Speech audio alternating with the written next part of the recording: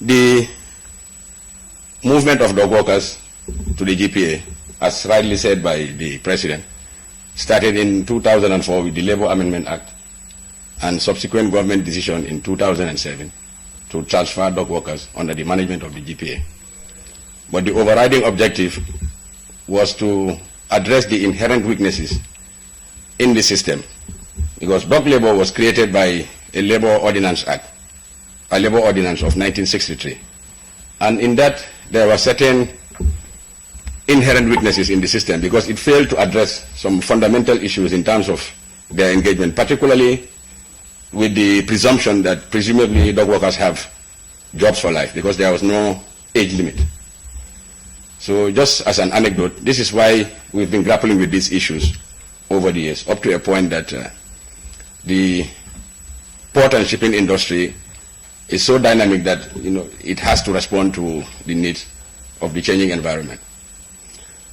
Now,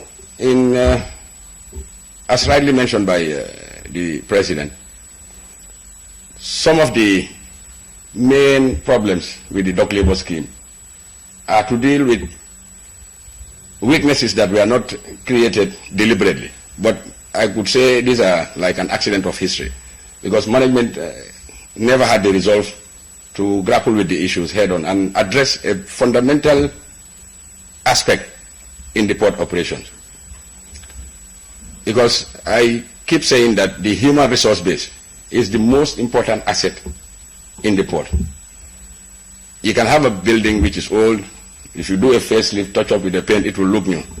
But people actually grow and improve physically in terms of acquisition of new skills and technology. And this is where the investment in human resources cannot be something that is underestimated. There is a saying in HR that if you think learning and development is expensive, try ignorance. So no amount of training will be enough to make sure that people will improve in their skills. To improve on port productivity, achieve customer satisfaction, and also address the concerns of the dock workers in terms of improve terms and conditions of employment and their welfare.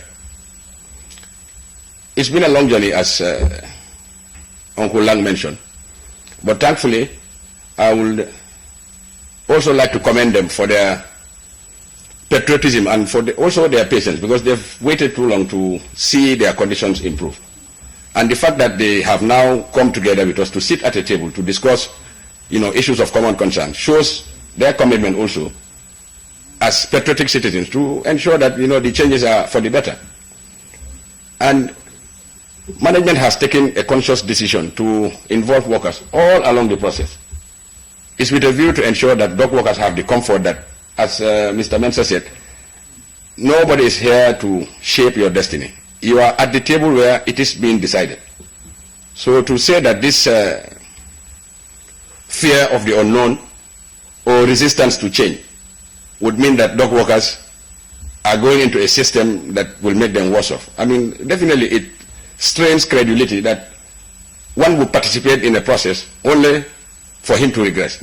So to my fellow colleagues, I would say dock workers, be rest assured that once you are part and parcel of the decision-making process, it will be to improve your terms and conditions of employment and general welfare, as well as satisfy a major need that is required in terms of the dynamism in which the port environment is experiencing.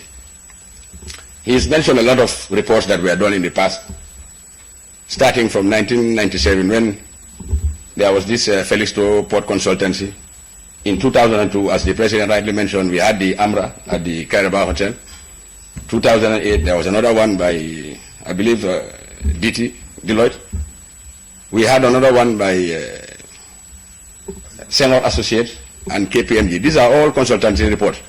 But the fundamental recommendation in all of these reports is the need to divest and have a subsidiary cargo handling company, which we are here today to witness the validation towards the setup of this company. On that note, I would say we are grateful that our colleagues whom we share this project with are on board.